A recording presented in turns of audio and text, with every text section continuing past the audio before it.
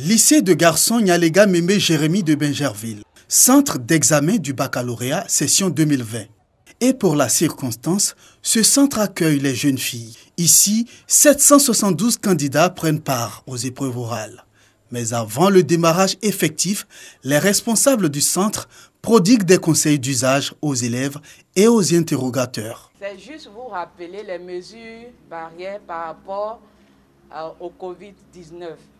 Quand vous entrez en salle, au portail, il faut déjà vous laver vos mains. D'accord? Ensuite, vous avez les cache-nez jusqu'ici, pas au menton. Alors, quand vous êtes programmé pour la journée, il faut vraiment être là. Il faut vraiment passer le jour où vous êtes programmé. Tous les supports de communication sont interdits dans le centre. Lisez bien vos convocations.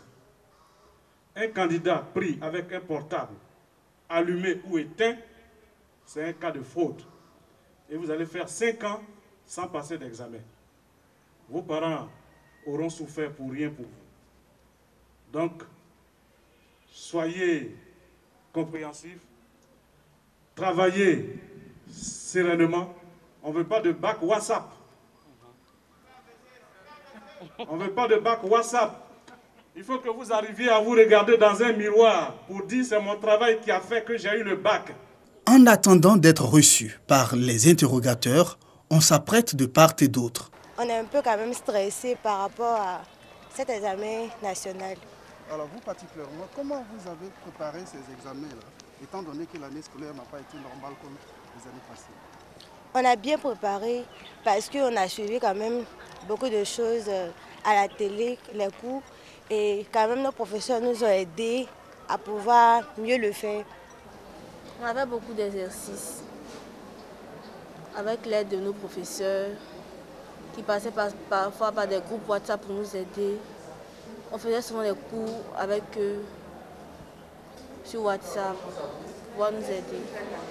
Si au lycée de garçons Nyalega Mémé Jérémy, les candidats s'apprêtent pour être interrogés, ici au lycée Mami Oufé Fété, le démarrage est effectif. Les premiers candidats sont reçus par les examinateurs. Chaque candidat, on prend environ 30 minutes. Mais les 30 minutes, il ne passe que 15 minutes avec nous pour l'entretien. Et les 15 premières minutes, il les passe à la préparation.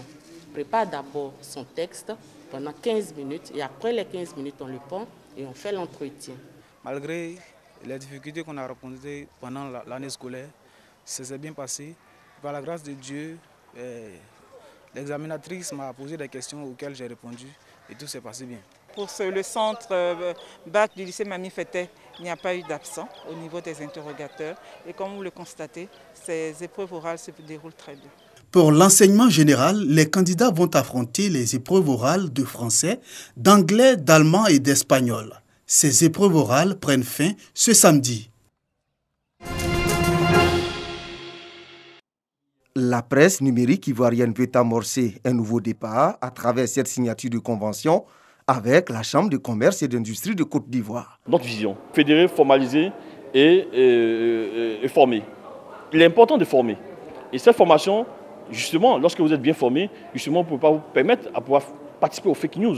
Nous, pour nous lançons ce cri, à la fois la sensibilisation, c'est pour pouvoir aider les personnes à pouvoir comprendre qu'il y a un problème autour, mais nous formons surtout au fact-checking. Nous avons fait des tournées au niveau national et international pour pouvoir aider justement à pouvoir décortiquer les techniques de fact-checking, aider les personnes à pouvoir réussir le pari de pouvoir écrire. La Chambre, dans son rôle d'appui aux entreprises, va justement permettre aux entreprises de renforcer leur capacité d'être beaucoup plus performantes. À la suite du coronavirus, chacun a vu l'importance de la presse en ligne, chacun a vu l'importance de la presse numérique. La plateforme de presse numérique de Côte d'Ivoire, PNCI, regroupe une 60aine d'entreprises. Elle a été créée en janvier 2020. Cette plateforme travaille à la mise en place d'un annuaire officiel et de la carte de journaliste professionnel pour la presse numérique.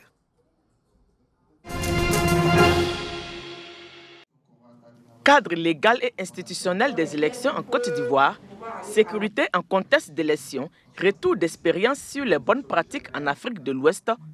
police de proximité et société civile, quel type de collaboration pour une meilleure sécurité en temps d'élection, force de sécurité en contexte d'élection, mécanismes et dispositifs de la sécurisation des élections de 2020 en Côte d'Ivoire sont entre autres les sujets qui ont été abordés au cours du séminaire sur la gestion de la sécurité en contexte d'élection. Il se tient à Mans et constitue la dernière étape d'une série de 6 séminaires itinérants. Ce sont des officiers de la police et de la gendarmerie qui participent à ces formations. Une initiative du ministère de la Sécurité et de la Protection civile soutenue par la Fondation Konrad Adenauer. Objectif, outiller les officiers de police et de gendarmerie. Il faut permettre à nos forces d'avoir des outils qui vont leur permettre d'appréhender l'enjeu politique, géopolitique, social et réviser les mécanismes de sécurisation qui ont été décidés par les grands commandements pour ces élections à venir. Ces formations, au dit des participants, sont de bons partages d'expérience. C'est une somme d'expérience dans l'organisation des élections. Donc à travers ce cadre d'aujourd'hui, naturellement nous aurons à enrichir ce que nous avons déjà, mais surtout à bien consolider cela pour que les élections se passent dans un contexte apaisé. Et ça nous permet de préparer nos éléments pour tout ce qui concernera la sécurité pour les élections à venir. Il y a la phase préélectorale, il y a la phase électorale proprement dite et il y a la phase post-électorale. Donc ces formations-là prennent l'ensemble de tous ces volets-là. Le ministre de la Sécurité et de la Protection civile a pour sa part indiqué que le gouvernement mettra tout en œuvre pour garantir des élections transparentes et sécurisées. D'autres formations sont prévues pour les forces de défense et de sécurité. Je voudrais vous annoncer le lancement dès le 29 juillet prochain du projet La paix par mois. Il s'agira de la formation de 675 policiers et gendarmes, la société civile locale et les leaders communautaires dans 27 localités sur les thématiques liées aux élections. Au total, ce sont près de 200 officiers de police et de gendarmerie qui ont été formés au cours de ces 6 séminaires itinérants qui se sont tenus à Abidjan, Bouaké, Korogo, Gagnoa et Mans. La route précède le développement. Preuve tangible à Sédougou, commune du département de Gbeliban, région du Kabadougou. Un nouveau visage pour la localité avec l'avènement du bitume la ralliant au chef-lieu de région Odiéné. Une distance de 46 km qui pendant plusieurs décennies fut un vrai parcours du combattant. Avant, on faisait un seul voyage par semaine, Gbeliban-Odiéné. Or, l'arrivée du bitume fait que actuellement nous avons des départs 3 à 4 fois par jour. On faisait 4 heures, 5 heures de temps avant d'avoir accès à Odiéné. Un désenclavement à mettre à l'actif de la politique gouvernementale sur les infrastructures routières dont l'objectif vise l'amélioration de la mobilité des populations à travers le pays. Désormais à Sédougou, le bitume rime avec réalisation d'infrastructures modernes et de prolifération d'activités génératrices de revenus. Sur le plan santé, il y a beaucoup de maladies causées par la poussière. Nous ne voyons plus ça. Grâce à ce bitume, nous avons ici désormais des pâtisseries, beaucoup de kiosques, des boulangeries. Même le comportement de la population a changé. Cependant, des préoccupations demeurent pour l'autorité municipale.